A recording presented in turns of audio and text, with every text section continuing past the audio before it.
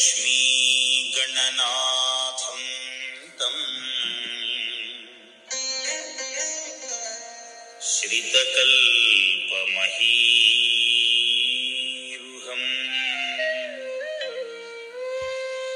सर्वविघ्नहरं देवं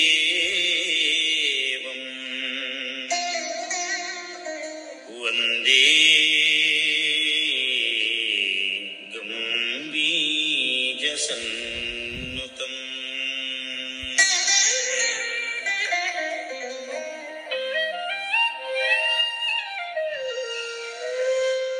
వరలక్ష్మి వ్రతము. ఐశ్వర్యానికి అధిష్టాన దేవత శ్రీ మహాలక్ష్మి. అమృతమథన సమయంలో పాలసముద్రం నుండి ఉద్భవించిన ఆదిశక్తి. శ్రీసూక్తంలో కీర్తించబడిన వైకుంఠపుర సామ్రాజ్ఞి. వరదాయ ప్రదాయనిగా ప్రసిద్ధి చెందిన విష్ణుపత్ని. చీకటి నుండి వెలుగు వైపుకి, దారిద్ర్యం నుండి ధనం వైపుకి నడిపించేదే తేజోమూర్తి. చతుర్విధ పురుషార్థాలుగా చెప్పబడిన ధర్మ, అర్థ, కామ, మోక్షాలకు ఆ దేవి చతుర్భుజాలు ప్రతీకలు.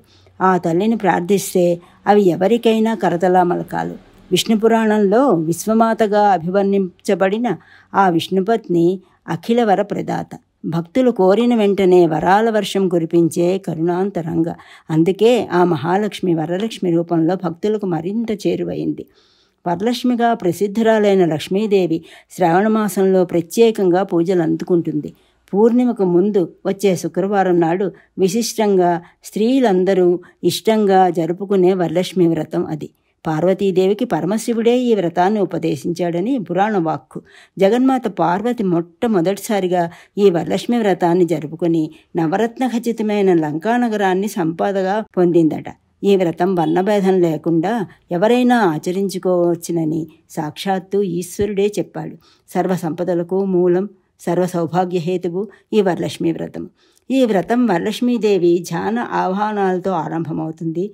ఆపై షోడశోపచార పూజ, అంగపూజ, అష్టోత్తర శతనామ పూజలతో కొనసాగుతుంది. వ్రత కథా పఠనంతో పరిసమాప్తి అవుతుంది.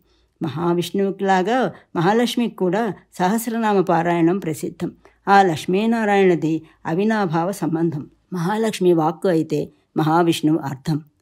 లక్ష్మి అంతరార్థమైతే విష్ణువు దాన్ని వివరించే జ్ఞానం. అమ్మ ధర్మపరత్వం అయితే స్వామి ధర్మం.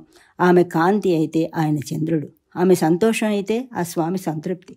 విడదీయరాని వారి బంధంలోని అర్థాన్ని వివరించేదే లక్ష్మీనారాయణ తత్వము. ఆ ఆది దంపతుల్ని నిత్యం సహస్రనామాలతో అర్చిస్తే, పారాయణ చేసి ప్రార్థిస్తే మోక్షం లభిస్తుంది. వైకుంఠం అంటేనే మోక్షలోకం.